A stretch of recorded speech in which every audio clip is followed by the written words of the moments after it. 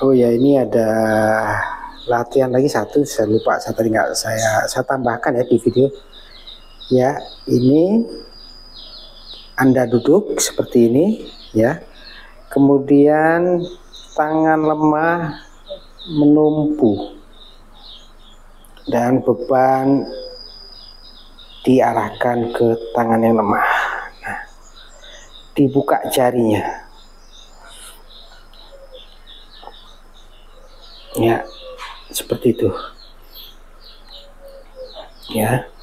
Dan biasakan Bapak Ibu kalau duduk tangan jangan di pangku. Nah, bisa tangan di pangku, diam gitu ya. Tetapi nah, tangan memegang paha. Ya, jangan membuka. Nah, ini ada trik-trik saya. Seperti ini. Jangan biasakan tangan di pangku, nanti jadi begini.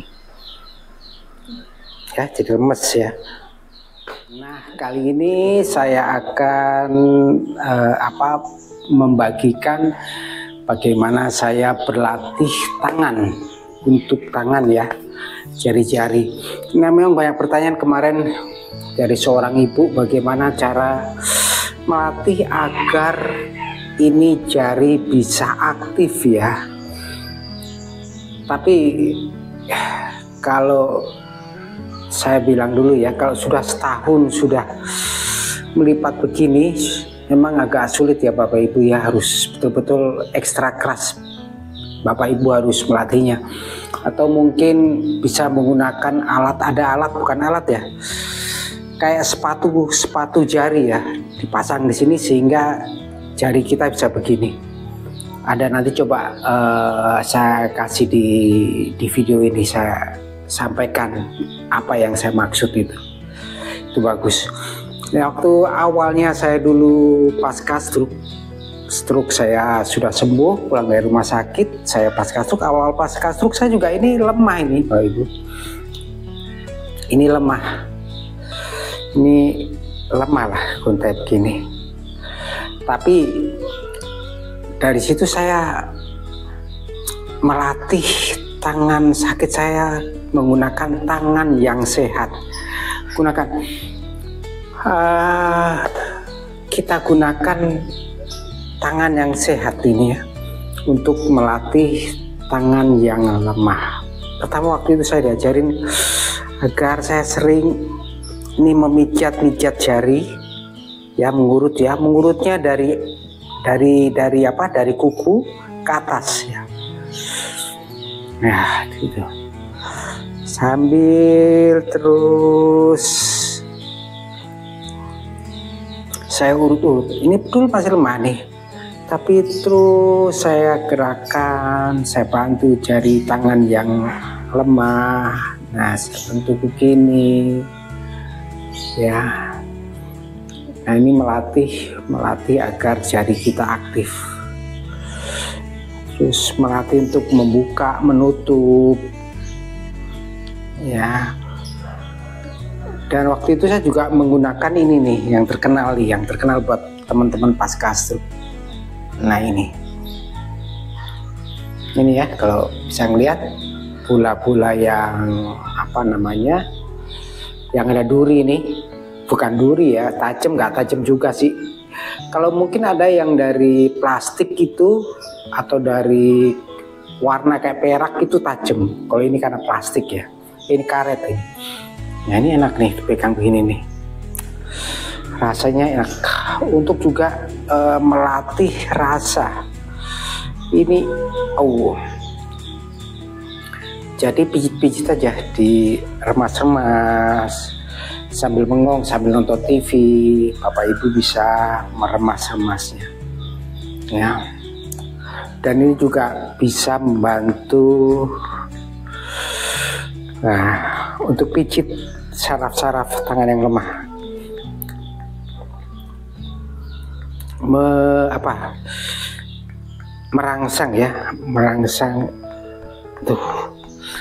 Merangsang otot, merangsang saraf-saraf yang lemah. Rasanya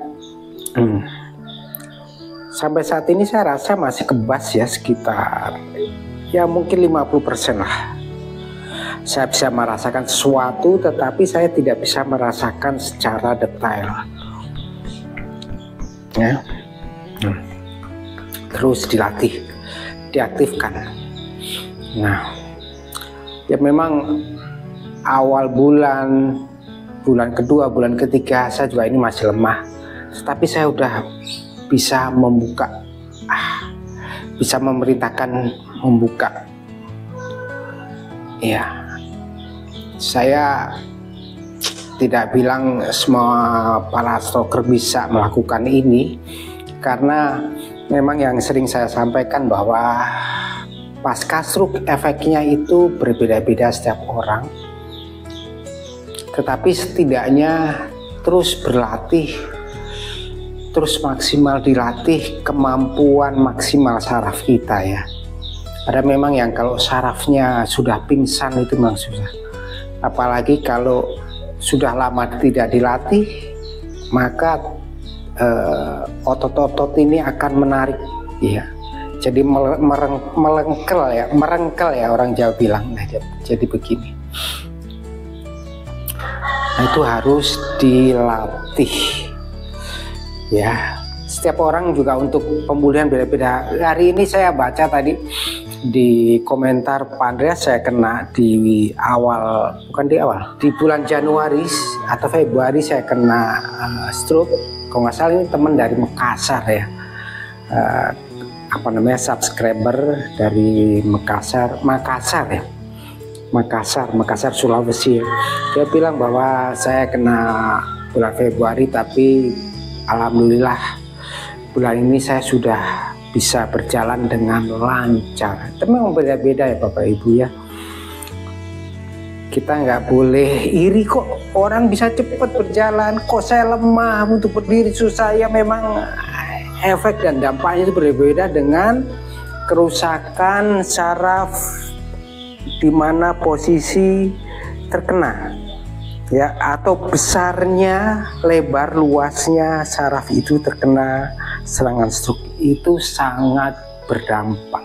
Bahkan kalau boleh saya cerita, Ibu RT saya ini 2 bulan ya sebelum Lebaran ya, 2 bulan lalu kena serangan stroke.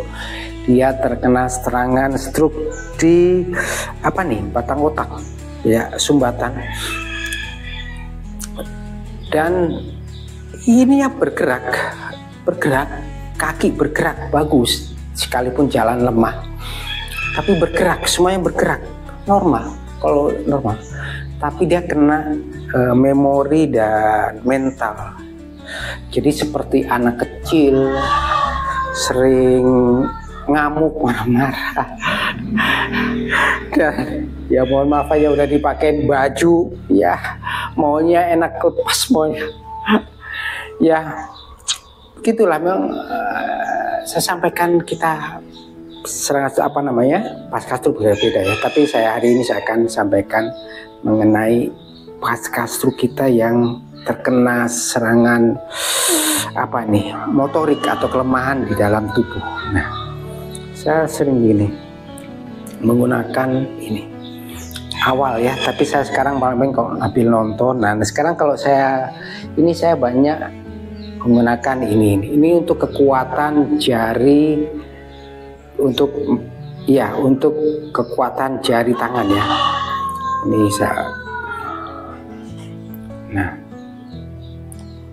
saya menggunakannya tuh, Bapak Ibu lihat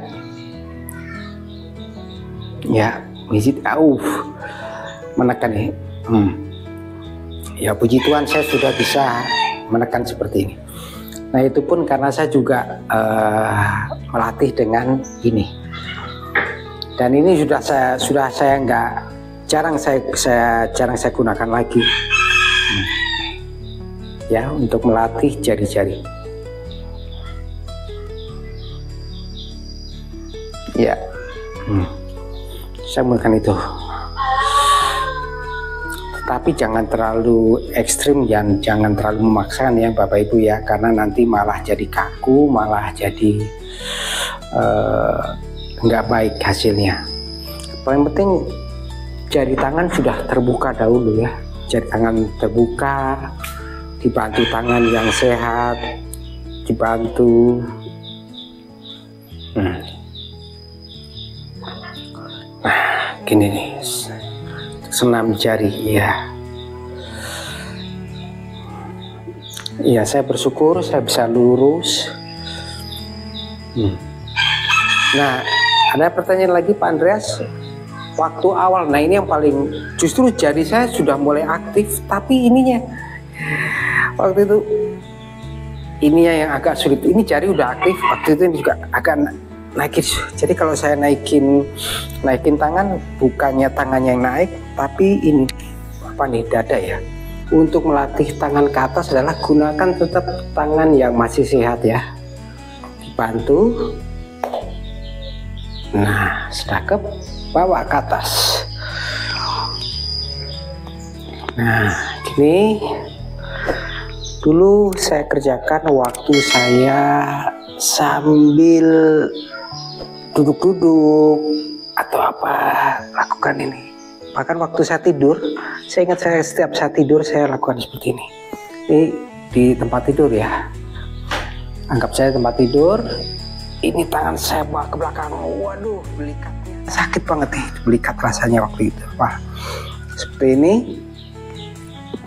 Ya, dibantu waktu tidur. Paling mudah. Kemudian lama-lama pakai tangan menjadi bantal. Seperti ini, tangan menjadi bantal, enak nih rasanya gini ya.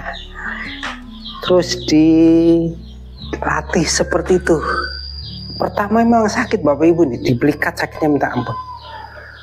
Sampai sekarang pun saya masih rasa sakit, tapi terus waktu, tapi sekarang juga lebih nyaman aja. Nah ya, atau gunakan alat bantu, bisa makan pipa atau gagang sapu atau apapun ya, sekalian tangan tuh, sekalian tangan melatih untuk memegang dengan kuat ya. Nah, bawa ke atas. Nah, yes, seperti itu. Bawa ke belakang juga. Sering kali, jangan cepet-cepet, tapi paling penting nyaman, pelan-pelan. Yes, pelan-pelan dan nikmati. Seperti itu. Saya cara melatih ya, salah satu melatih agar tangan bisa naik ke atas dan sekaligus kita latihan otot kaki atau latihan jongkok berdiri. Oke, caranya adalah kalau ada pagar ya Bapak Ibu ya atau apapun. Nah, tapi jangan di tengah ya kalau begini. Nah, itu nggak membantu kalau begini. Nah, itu kurang membantu. Tapi lebih baik ya kaki diatur dulu, kaki ya dipaskan. Ya, kemudian tangan di atas diluruskan ya. Jadi ada beban. Jadi agar tangan ini ada beban nih untuk mengangkat tubuh. Ya. Jadi tubuh menjadi bebannya nih. Ini. Oke, naik. 1. Lurus ya. Yes. 2. Melatih jongkok berdiri. Nah, begini Bapak Ibu. Iya Bu. Ini kiat saya melatih agar tangan bisa naik ke atas ya. Dengan beban tubuh naikin ke atas lagi. Nah, ini nih. Tuh, jadi ketarik nih. Iya. Nah, oke. Demikian Bapak Ibu. Jangan lupa terus berlatih Jangan sampai sudah bagus, latihan sudah bagus, badan sudah bagus, atau mungkin yang pasca struknya baru sebulan, 2 bulan, 3 bulan sudah bisa jalan bagus, sudah tangan sudah mulai berfungsi dengan baik, tapi tidak bergerak, akhirnya akan malah menjadi kaku, tetap akan menjadi kaku. Untuk menghilangkan kebas adalah Bapak Ibu terus tetap berlatih, menguatkan otot. Nanti dengan kekuatan otot yang ada, ya dengan berjalannya waktu, semoga ya kebas bisa hilang. Dan jangan lupa minum vitamin B6 dan B12. Oke, salam stroker harus bahagia. Tuhan memberkati.